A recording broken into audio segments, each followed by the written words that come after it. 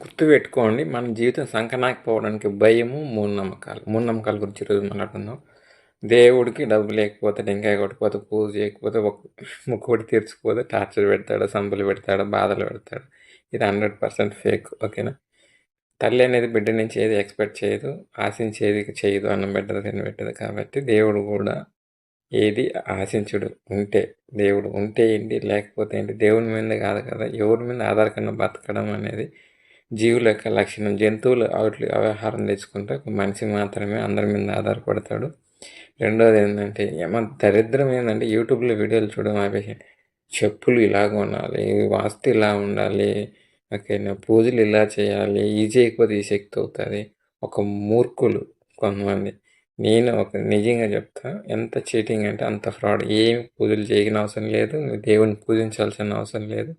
నీ బాధలు వచ్చేది నీ ఆరోగ్యం, నీ మైండ్ సెట్ మారాల్సింది నువ్వు గుర్తుపెట్టుకో.